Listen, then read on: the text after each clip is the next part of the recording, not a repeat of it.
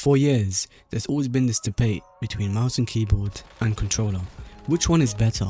The raw aim that you can use your arm, your wrist and your fingers, or controller aim assist. I am a controller / mouse and keyboard player. I've been playing controller basically my whole life on Call of Duty. I started playing on mouse and keyboard in MW3 / MW2. So I have a lot of experience with both controller and mouse and keyboard on Warzone. So before we dive in headfirst into the world of mouse and keyboard, we need to understand why this whole debate or argument between mouse and keyboard and controller is about. And it all comes down to this one controversial mechanic, and that is aim assist, specifically rotational aim assist. And rotational aim assist, what it is that if you move your guy left or maybe even right, or if you just move with the analog stick, you get this extra aim assist or sticky aim assist that you can just easily track the enemy without any effort. And no, it's not aimbot, but some people can consider it as legal aimbot. So this means that in close to mid-range fights, the game gives you helping hands to stay glued to your opponent. On mouse and keyboard, none of that exists. Your aim is 100% your own raw aim. So every flick, every track, every tiny adjustment or micro adjustment comes directly from your hands. There's no slowdown, no rotational aim assist. And this is what gives mouse and keyboard what many people would call it a higher skill ceiling. And mouse and keyboard sounds great. However, the brutal honest truth is that it is super hard to learn. So in terms of the pros, it's one-sided. The Call of Duty League, the absolute highest level of COD esports. Mouse and keyboard is just not popular. It's not even allowed in CDL. It's only allowed in the World of Warzone series. In those close quarters gunfights with controller, aim assist gives you a big advantage, or rotational aim assist, as you will be more consistent and you can easily just track somebody and kill them without any effort. But I'm someone who got out my way and tried keyboard and mouse, and I did not like it at first in Warzone 2 or Modern Warfare 2 because the visual recoil and all that nonsense that was in the game. Then Modern Warfare 3 came out and that was still bad because my aim was just not developed as much as it is right now. Right now I would say that my mouse and keyboard is somewhat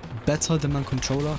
So I played a few games on controller, and the last time I played on controller was last Call of Duty Black Ops 6, and that was in season 4 when I switched to console, and I did get Iridescent by the way. And I just want to see how it feels as someone who just played mouse and keyboard for a very long time. Now I just want to talk about the pros and cons on controller. And the first pro is obviously aim assist. Aim assist is pretty good, one of the best after maybe Apex. And the second reason is probably omni movement, as omni movement is 3D, your controller is 3D. If you guys know what I mean, you have a joystick and you can move around very precisely, unlike on mouse and keyboard where it's 2D, and the WASD is the only buttons that you can use for movement, so you can't really get that precise movement. However, you can make it work with the mouse. You can just look in one direction. I'm just glad they're removing it. It's not really necessary. Another benefit is that you have unlimited look around, so you can just look around forever. If you guys know what I mean, you can do unlimited 360s. Just push the joystick right or left. If you compare that to the mouse where you have to swipe, you could run out of mouse space and then you have to get back and recenter on the mouse, which can waste a lot of seconds and get you killed mid-fight. And my personal pro or benefit of using a controller is cold hands. So if you do suffer with a lot of cold hands, especially on mouse and keyboard, you're going to get a lot of cold hands and it does affect your reaction time. However, with controller, you're gripping the controller and trapping heat, if you know what I mean. So in the winter time, if you live in like controller is beneficial because your hands will be warming up. Sometimes that doesn't really heat up your hands. However, if you just keep playing, your hands will eventually warm up. Unlike mouse and keyboard, where if you play for maybe an hour or two, your hands are still cold. And that's what I really hate about mouse and keyboard. And then let's just talk about the cons. Cons is flexibility. So what I mean by that, you can't really look around properly unless you're on the super high sense. But on mouse and keyboard, you can easily do a 180. You can flick around. Another con is that long range can be difficult, even though you can still like hit shots from long range. But compared to mouse and keyboard, long range is way more superior than controller, because controller is just more harder to aim. You don't have that micro adjustment that you can do on mouse and keyboard. If you do practice enough, you can kind of master the long range. So let's talk about the mouse and keyboard benefits. You have a wide range of motion. You can easily flick on people. You can track people. Not as good as aim assist, but you can get to the point where you're tracking like you got aim assist if you're really good. You can loot up more faster. It's so easy just to navigate around the place, look around, make quick turns, run away with your knife. And in terms of movement, I guess you consider it better, but omni movement is just more superior on controller. But when that gets removed in MW4, movement will be more superior on mouse and keyboard because you have to look where you're going. Unlike with omni movement, you can slide to the left, you can slide backwards when Modern Warfare 4 comes out. So it's going to be like MW3.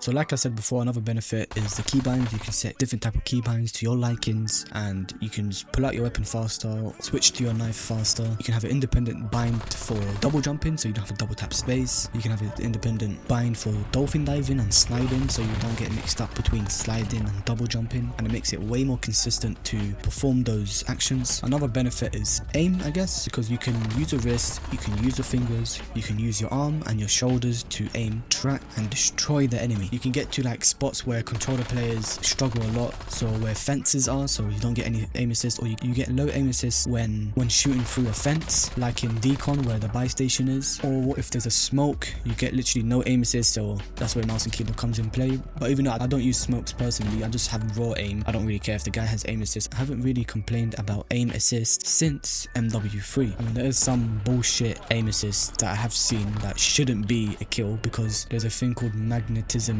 aim assist, and that's where your bullets curve for some reason. I don't know why your bullets curve. It's not realistic, by the way, but curves, you hit more shots basically. That's all I have to say.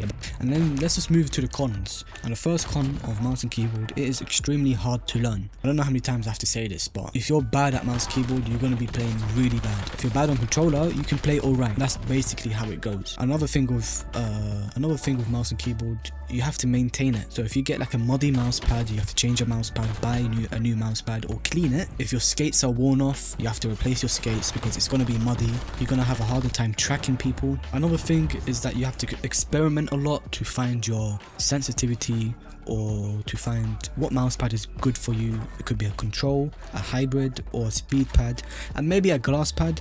And in my opinion on a glass pad is that it's really unnecessary. You can do a lot of things on a cloth pad that can elevate you compared to a glass mouse pad. If you look at the pros on maybe any mouse and keyboard game, such as Valorant, CSGO, Overwatch, and all that sort of stuff, they don't use glass pads, or majority of them do not use glass pads or glass skates. They use PTFE mouse skates and a control pad or a speed pad. If you're talking about games like Call of Duty, I would prefer a cloth pad, because if you really think about it, a cloth pad or a control pad is better because you have more control, you can track smoothly, you can easily track without effort. This is my personal experience. I've tested a speed pad, hybrid pad, and a control pad, and to be honest, a control pad is still fast. Like if you have like a proper setup with proper skates and the mouse pad or control mouse pad, it's still fast. It's not slow, guys. The only thing that's slow is having a muddy mouse pad or a dirty mouse pad or worn off skates. And another thing with glass pad is that it warms off your skates so quickly that you have to continuously buy new skates. Now obviously there's new skates called Obsidian skates, but they just last about 3 months longer than normal PTFE skates. There's a lot of maintenance when being on mouse and keyboard, but with mouse and keyboard you have more flexibility. You can loot up easier, you can look around easier, you can check corners easier. It just depends on your sensitivity and your playstyle. Now people say mouse and keyboard is bad, or if you're using mouse and keyboard on Warzone, you're trolling. However, that's not really the case. So another con or disadvantage of using mouse and keyboard is that you do have to be a good player on mouse and keyboard. There's a high skill ceiling rate for this input. You do have to be really good to get the rank that you want. And that's why I spent 350 hours on aim labs just to try and get Iridescent or just compete. And yeah, I already competed with pros. I mean, he's probably like washed or doesn't really give a fuck. I mean, if he does give a fuck, why is he top 250? So I'm guessing he does give a fuck. However, that's not really what I'm saying. However, you still have to be really good on mouse and keyboard and just the game sense. Game sense can carry your aim. What I mean by that, depending on your game sense, you can make harder kills easier or easier kills harder. And that's all on movement. So sometimes you don't even have to aim sometimes. Like you can just use movement just to aim. That's literally how some of it goes, and a bit of micro adjusting. So that if you slide to an enemy that's further away to you, but you slide towards them, you're aiming less. You don't have to flick. So if you slide towards them, you don't have to use as much muscle as you would if you didn't slide, or if you drop shot, or if you even jumped. So in my opinion, controller is better. It's more superior. You got the aim assist. That's all you really need in Call of Duty, and that's why there's not a big skill gap in Call of Duty. And I'm not saying this as a mouse and keyboard player. Like I said before, I played this game my whole life on controller. I competed on controller. Controller was really easy. I hope you guys enjoyed the video. Let me know if I missed something out, because I probably did. And have a great day.